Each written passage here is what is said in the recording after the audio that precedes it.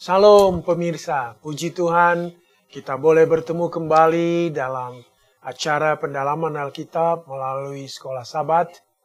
Kita bersyukur Tuhan memberikan selalu berkat kepada kita hingga pada hari ini kita masih boleh bertemu dan mempelajari firman Tuhan.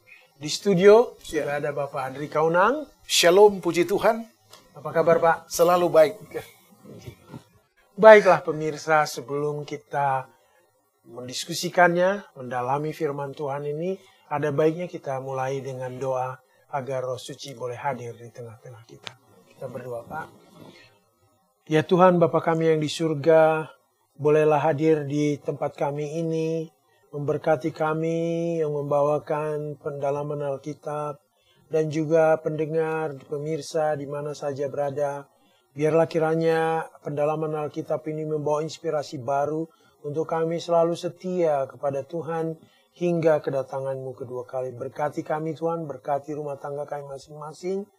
Kami mohon ini dalam nama anak-Mu, Yesus Juru Selamat kami. Amin. Amin. Pemirsa, kita masih topik pada masalah-masalah keluarga. Dan 3 bulan ke depan kita akan fokus dan kita dalami bagaimana kita membuat rumah tangga kita lebih baik dan berdasarkan firman Tuhan. Ini adalah pelajaran sehari-hari yang kita hadapi dari hari ke hari. Bagaimana kita menghadapinya? Baik, kita akan mulai. Judul kita pada kali ini, persiapan kita untuk satu perubahan. Dan Pak Kaunang mungkin bisa beri gambaran kepada kita. Apa yang harus kita bahas dalam seminggu ini untuk menyiapkan diri kita untuk menghadapi perubahan. Karena setiap saat sepertinya setiap hari ada saja perubahan. Dan kita perlu menyiapkan diri kita. Jangan kita kaget, jangan kita lalu terganggu dengan setiap perubahan, tetapi kita tetap dalam iman percaya kita. Sehingga apapun perubahan yang kita hadapi, kita tetap pada iman kita yang satu. Silakan Pak. Oke, shalom para pemirsa. Terima kasih hamba Tuhan Pak Darwis dengan jelas memberikan pertanyaan yang begitu baik tentang kata change atau perubahan. Kalau kita menunjuk kepada buku pengkhotbah, 2 pengkhotbah 1 beberapa minggu yang lalu, memang di sini banyak kita mengikuti ritme atau irama dari Amsal Sulaiman. Ya. Kita lihat bahwa proses perubahan itu ada 4 hal yang kita tahu. Pada saat kita lahir, masa anak-anak contohnya, orang muda, orang dewasa, proses kawin, proses hari tua, dan proses kematian. Menjadi pertanyaan bagi kita semua secara internal adalah, ini adalah diakibatkan karena dosa. Namun kita memiliki satu prosperity, kemakmuran rohani bahwa proses itu kita ikuti saja. Nanti ada endingnya bahwa ujung-ujungnya adalah Yesus akan mengalahkan maut dalam buku Korintus. Jadi sebagai dasarnya, baik itu Raja Daud versi Amsal Sulaiman dan buku-buku atau ayat-ayat yang suci lainnya, mengarahkan pikiran kita kepada satu kesimpulan sederhana. Cepat atau lambat, kita akan mengalami proses yang kita lihat di beberapa pelajaran yang akan kita lewati satu persatu di minggu yang akan berjalan ini. Itu Pak Darwis. Jadi ada proses yang akan berlangsung proses. Dan kita harus disiapkan hati kita, pikiran kita dan tubuh kita agar kita selalu siap dalam proses kehidupan itu. Dari satu masa ke masa yang lain dan dari satu keadaan ke keadaan yang lain. Suatu persiapan yang cukup penting harus kita siapkan diri kita. Mungkin topik yang pertama mungkin bagaimana kalau kita tidak disiapkan, gitu? Apa yang harus kita lakukan kalau persiapan kita tidak ada, apa yang harus kita siapkan, bagaimana kita menghadapi perubahan itu, apa persiapan kita, silakan Pak. Jadi Pak Darwis, landasan pertama adalah kalau kita lihat dalam Roma 3:23 kalau kita tidak menyiapkan ini, maka memang masalah yang kita hadapi adalah kematian. Dan tidak ada pengharapan. Kita lihat karena semua orang telah berbuat dosa dan telah kehilangan kemuliaan Allah. Ini perubahan pertama. Kalau perubahan itu mengarah kepada negatif style atau posisi, maka kita tidak akan memperoleh hidup yang kekal. Tetapi di dalam pertanyaan hamba Tuhan Pak Darwis tadi bahwa kita ingin disiapkan untuk memperoleh satu kehidupan yang berhadapan langsung dengan Allah, Yesus, dan Roh Kudus. Nah, dasarnya adalah bahwa janji itu jelas bahwa bila mana kita ingin menghadapi kemuliaan Allah, dasarnya sederhana. Mari kita ikut perubahan-perubahan itu saja, dan tentunya perubahan itu didasarkan kepada hal yang didukung oleh penulis kita dalam buku seri Membina Keluarga. Ya. Ada penulis yang luar biasa di sana, yang kita sebut dengan Ellen G. White, Ya. Referensi yang jelas dikatakan bahwa keperluan dunia yang terbesar adalah keperluan akan manusia-manusia yang tidak dapat diperjualbelikan. Wow. Artinya begini, Pak.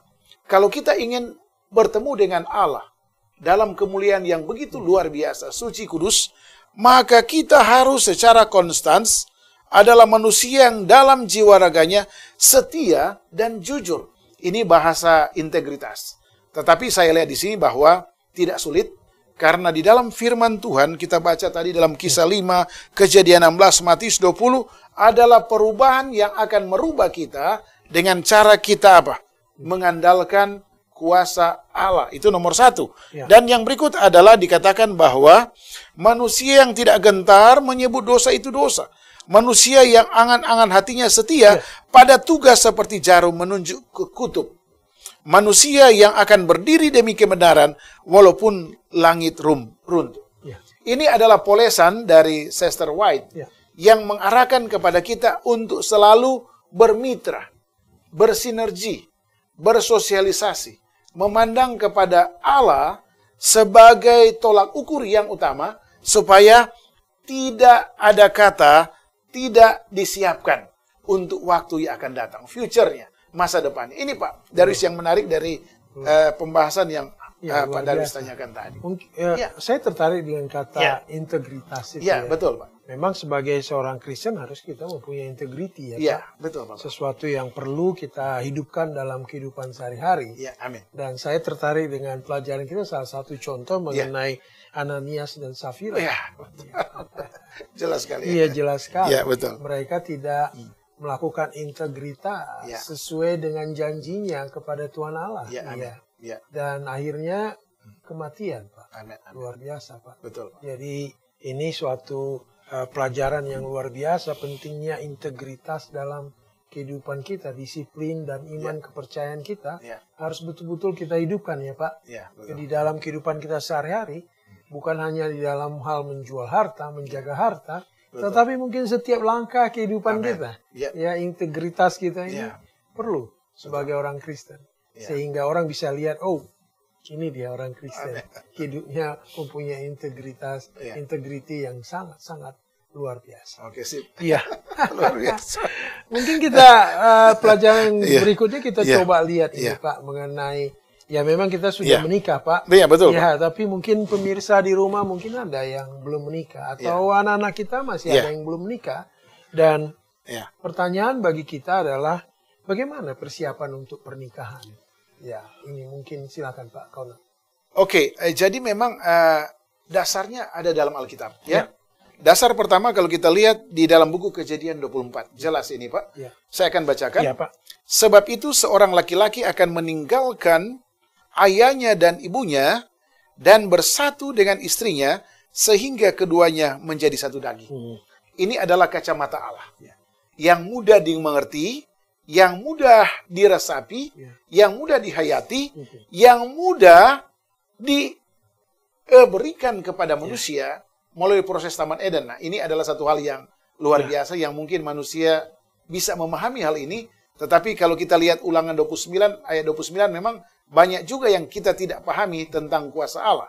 Nah, inilah dasar dari persiapan untuk pernikahan. Bahwa kita diizinkan Allah untuk mencari teman yang sejodoh. Istilahnya raportnya sama, mirroring dalam bahasa istilah asingnya sama. Jadi begini Pak, kalau kita ingin melihat dan mengidamkan seorang pasangan kita yang perfect, yang baik, yang cantik, karakternya oke, nah pelajaran kita hari ini membahas bahwa kita juga harus merubah karakter kita. Yang contohnya, kalau kita lihat orang yang baik, ya kita harus jadi baik. Orang yang cantik, kita harus ganteng dalam arti tata krama, tata aturan, dan sebagainya. Untuk masuk di dalam pernikahan yang sejati. Ini disebut dengan proses yang melambangkan hubungan antara Yesus dan gerejanya. Dan yang ketiga di sini adalah dalam buku Amsal 24, 30, 34 dikatakan, pasangan yang berimbang buat kita. Apakah dia seorang pekerja keras atau memiliki perasaan yang baik? Jadi intinya bahwa apa yang Pak Darwis katakan, kita harus sesuaikan dengan perasaan kita dan perasaan orang lain. Apa yang kita inginkan harus kita rubah juga dalam kehidupan kita.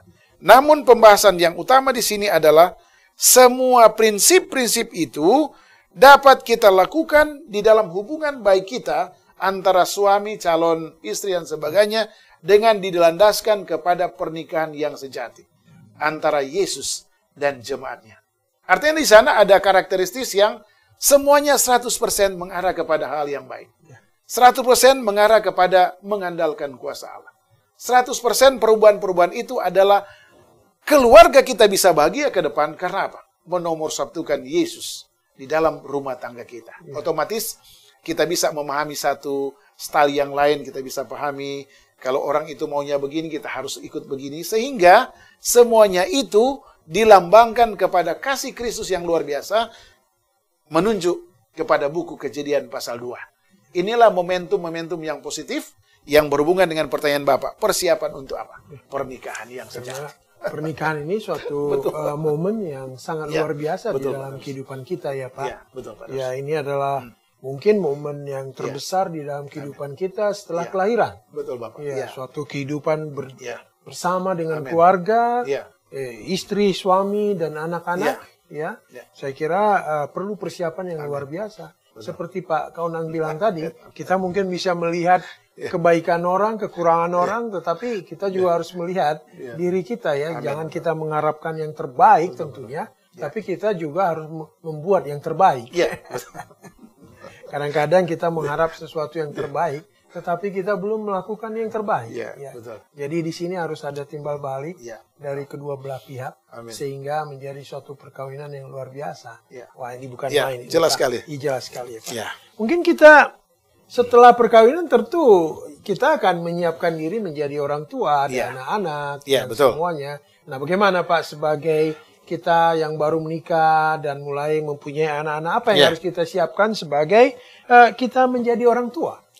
Jadi memang saya tertarik dengan tulisan dalam buku seri Membina Keluarga Jilid 1, halaman 244. Begini Pak, dikatakan bahwa dengan demikian, banyak anak telah menerima hak asasi kecenderungan kepada kejahatan yang terelakkan. Begini Pak Darwis, kalau kita lihat poin utama di sini antara kebaikan dan keburukan, antara kejahatan dan kebersihan, antara Yesus dan iblis. Kalau kita lihat menunjuk kepada buku Samuel, saya agak sedikit menghubungkan antara Hana dan Samuel. Di sana kita lihat trust yang begitu luar biasa. Hana mengandalkan Allah, padahal kandungannya ditutupi oleh Allah ya ceritanya. Pada saat proses Allah memberikan anaknya yang luar biasa Samuel ya, itu adalah satu tanda karakteristik yang sudah dibina oleh Hana adalah hubungan komunikasi yang vertikal dengan Allah. Mengandalkan Allah, berharap kepada Allah. Sehingga keturunannya Samuel ini adalah orang-orang yang memang secara lahiriah dan pertumbuhan adalah menganut kepada prinsip yang sudah dibangun oleh Hana kepada Allah yang begitu luar biasa. Berbeda dengan kalau kita lihat banyak sekali nabi-nabi yang hidup pada zaman itu juga, termasuk ya orang-orang yang dipercayakan Allah, tetapi salah mengarahkan talenta kebiasaan yang kudus, yang suci, termasuk kita lihat Hofni dan Pines ya. Ada hubungan dengan Nabi Elia yang ada hubungan dengan Hana. Mengapa saya ceritakan itu? Karena begini Pak. Dalam Mazmur 127 ayat 4 dan 5 dikatakan, apabila ia berbicara dengan musuh-musuhnya di pintu gerbang. Artinya begini Pak. Bagaimana kita akan menceritakan kabar baik kepada orang non-Israel, padahal secara internal Israel, istilahnya di pintu gerbang banyak terjadi transaksi ekonomi, pembicaraan tentang keluarga. Tetapi yang kita lakukan adalah bertolak belakang dengan kasih keinginan Allah yang menurut Allah harus kita ikuti seperti yang diceritakan dalam buku 1 Samuel 1 ayat 27 ada hubungan, dan seperti yang dikatakan oleh hamba Tuhan Ellen G. White bahwa kejahatan ini harus dihindari seefektif mungkin oleh setiap orang yang ingin dikatakan oleh orang lain adalah orang tua. Karena orang tua ini berhubungan dengan dua hal. Istri atau suami dengan keturunannya. Nah, keturunan inikah yang harus kita bina dan sesuai dengan prioritas yang Allah inginkan. Namun memang kadang-kadang yang kita lihat berbeda dengan yang kita inginkan. Ya. Kejahatan. Cara mereka melihat ke sebelah sana. Melirik ke sebelah sana yang memang 60% lebih besar dari apa? Kebenaran atau kebaikan. Ini yang mungkin menjadi tolak ukur dan pertimbangan dari calon-calon orang tua zaman saat ini. Zaman saat ini memang harus benar-benar kita berdoa dan memang kita bangun satu hubungan yang baik dengan Kristus setiap hari. Ini luar biasa ya. Memang tantangan zaman sekarang ini dengan bagaimana kita membina anak-anak kita ini memang sangat luar biasa ya. Kalau dibandingkan waktu kita anak-anak dengan orang tua kita, dibandingkan zaman sekarang ini dengan segala fasilitas dunia yang luar biasa, maka tantangan menjadi lebih berat. Amin. Tetapi sepertinya konsepnya sama ya, sama dari dulu dan sekarang. Kita harus andalkan Tuhan. Iya. Kalau kita mempunyai hubungan yang luar biasa dengan Tuhan, maka ini akan menjadi suatu pancaran kepada anak-anak kita. Luar biasa. Betul. Jadi saya kira yang kita harus bina hubungan kita dengan Tuhan dulu ya. Amin. Sehingga kalau hubungan kita luar biasa, begitu baiknya, begitu indahnya, maka hubungan yang baik itu juga akan mengalir kepada anak-anak kita. Luar biasa. Terima kasih Pak.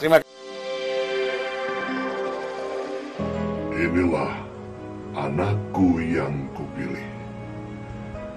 Dengarkanlah dia. Salam. Kami dari ASI Jakarta ingin mengajak saudara-saudari bergabung dengan organisasi ASI Jakarta.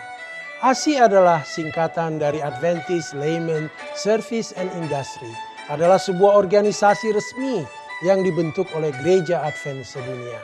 Sebagai sarana untuk kita orang awam, apakah profesi saudara sebagai pengusaha, pegawai, profesional, trainer, pengacara, accountant, dokter, maupun perawat untuk bersama-sama mendukung dan ikut aktif dalam mengabarkan kabar baik di dunia usaha dimanapun profesi Anda masing-masing. Mari bergabung dengan ASI Jakarta. Mari kita bersama membawa pekabaran baik ini di lingkungan profesi kita.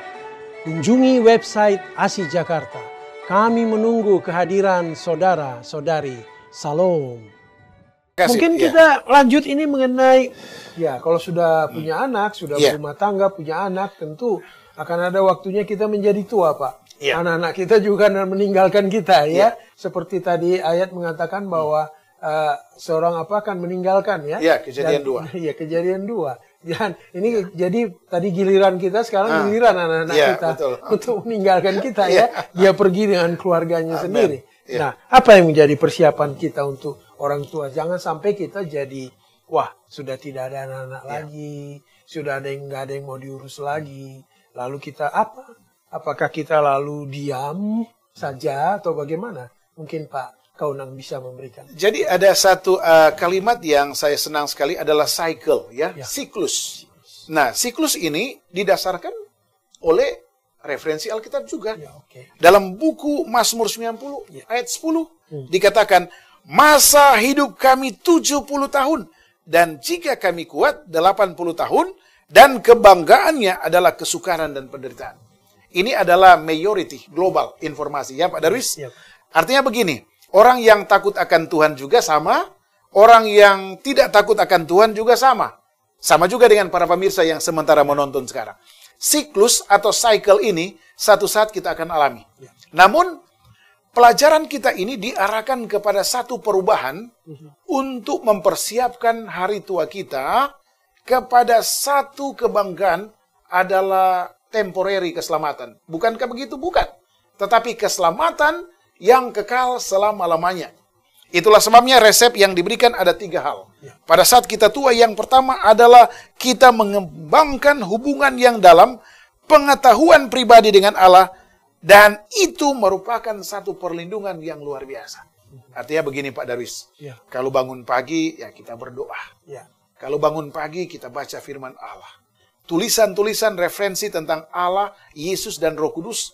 Dan buku-buku bacaan kita adalah memang mengarahkan kita untuk mempersiapkan mindset kita kepada vertikal orientasi. Yang kedua adalah dikatakan kita harus membiasakan diri untuk mempraktekkan apa saya bilang kemarin, New Star dalam bahasa Inggris, oke? Rajin jalan pagi, sinar matahari, Makanan sehat. minum makanan sehat, ya itu padahal sudah tahu ya.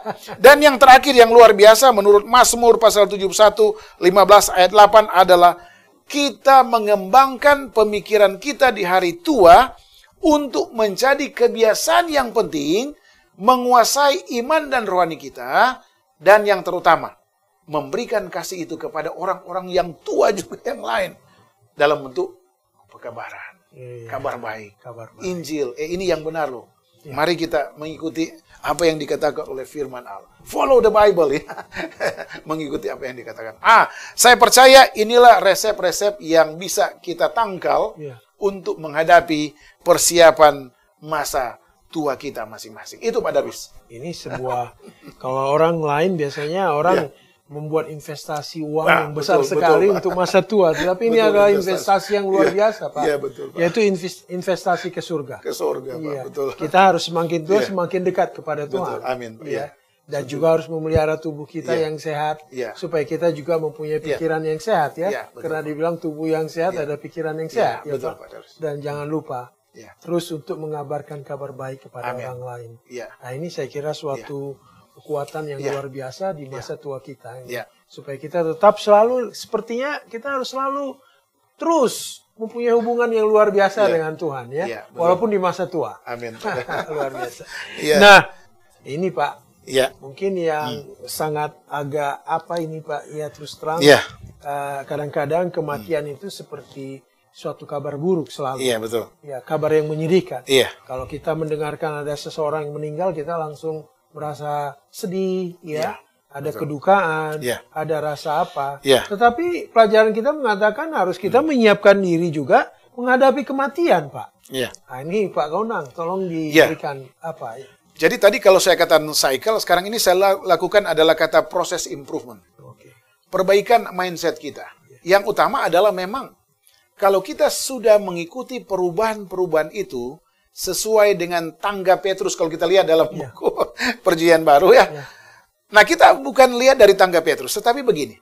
Semua kehidupan kita selalu dilandaskan kepada firman Tuhan. Kepada janji Allah. Kepada kata Allah. Kepada kasih Yesus yang begitu luar biasa. Kita akan mengarah kepada kata pengharapan. Jadi apakah kita mau dari bayi, remaja, orang muda, kawin, menjadi orang tua, menjadi tua dan mati, sebenarnya bagi kita itu adalah siklus alamiah yang memang secara manusia rohani harus menerima itu. Dan banyak janji-janji dalam buku Perjanjian Baru dan Perjanjian Lama bahwa orang yang mati dalam Kristus Yesus akan dibangkitkan dan akan menyongsong kedatangan Yesus yang kedua kali. Artinya begini, iman ini berhubungan dengan kematian. Iman kepada Yesus Kristus, percaya kepada Yesus Kristus. Kita lihat di dalam cerita Perjanjian Baru bagaimana Yesus selalu mengarahkan pandangan dirinya kepada orang-orang yang tidak memiliki pengharapan. Ada yang dikatakan bangun, berdiri, berjalan, ya. Oke, bangun, lihat, ya. Penyakit Anda disembuhkan, penyakit kusta, kematian banyak, saudara-saudara Yesus. Dan ini mengartikan bahwa persiapan kita itu juga yang harus kita lakukan dengan memandang kepada Yesus, karena pengharapan itu akan kita dapati pada saat kita melihat janji Yesus. Kalau kita lihat dalam buku 2 Samuel ini, kita banyak berbicara tentang Daud dan banyak cerita-cerita lainnya, tetapi semuanya mengarahkan kepada unexpectation. Tidak ada harapan. Orang yang mati tidak ada harapan karena mereka ragu tentang kasih Yesus, iman mereka kepada Yesus.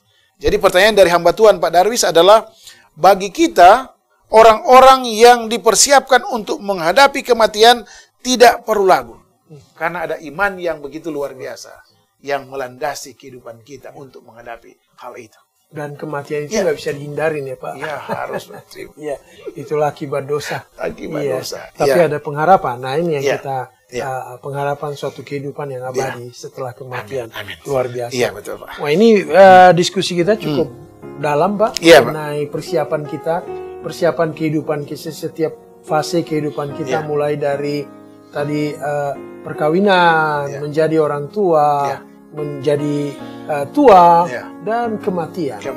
Wah ini luar biasa, suatu siklus yang akan harus kita hadapi dalam kehidupan kita sehari-hari. Dan sebagai kesimpulan mungkin dari yang kita bahas ini, mungkin Pak Kaunang bisa memberikan 1-2 sehingga pemirsa kita di rumah dapat mendapatkan apa yang bisa dibawa di dalam kehidupan sehari-hari. Jadi ada 2 rekomendasi. Yang pertama kalau kita lihat dalam seri Membina Keluarga Jilid 1 halaman 312 dikatakan bahwa kejahatan yang mendatangkan hukuman Allah kepada bangsa Israel adalah kebejatan moral. Artinya begini para pemirsa dimanapun saudara berada. Hari ini kita sudah memperoleh tips-tips bagaimana untuk melihat bahwa hanya kita lakukan satu hubungan yang baik dengan Allah, dengan Yesus, maka kata kebejatan moral ini akan jauh dari kita. Yang kedua, dalam Ulangan 4 ayat 3-9 ada bahasa yang diulang-ulangi. Ajarlah anakmu, ajarlah keturunan berulang-ulang tentang Allah yang begitu luar biasa. Sehingga beberapa masalah problem yang kita sudah bahas barusan akan menjadi satu kekuatan bagi kita. Bahwa bersama dengan Allah, bersama dengan penurutan-penurutan yang Allah inginkan untuk kita lakukan, akan menghasilkan satu kehidupan yang disebut di sini. Rahmat Allah akan bekerja setiap saat bagi kita saat ini sampai di masa yang akan datang. Luar biasa. Demikian pemirsa diskusi pendalaman Alkitab kita melalui Sekolah Sahabat kali ini. Kiranya diskusi ini boleh memberikan suatu inspirasi baru bagi kita, agar bagaimana kita menghadapi siklus kehidupan yang kita hadapi dalam kehidupan kita.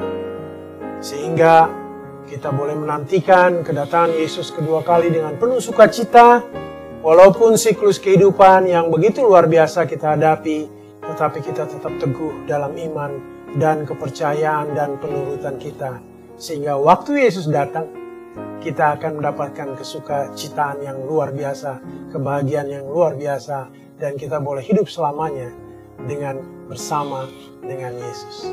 Terima kasih atas partisipasi para pemirsa di rumah, dan kita akan tutup dengan doa yang dipimpin oleh Bapak Kaunang. Silakan. Bapa di sorga, terima kasih nasihat yang baik bagi kami saat ini, di mana bahwa ada siklus perubahan akibat dosa. Tetapi ada resep yang manjur yang Tuhan Allah berikan bagi kami, bahwa sangat sederhana, percaya dengan iman kepada Yesus, setia mempelajari firman Allah, menurut kepada kehendak Allah, maka kita akan memperoleh satu perubahan yang kekal, adalah menikmati sorga yang luar biasa. Terima kasih Bapa, terpujilah namamu. Dalam nama Yesus Kristus kami sudah berdoa. Amin.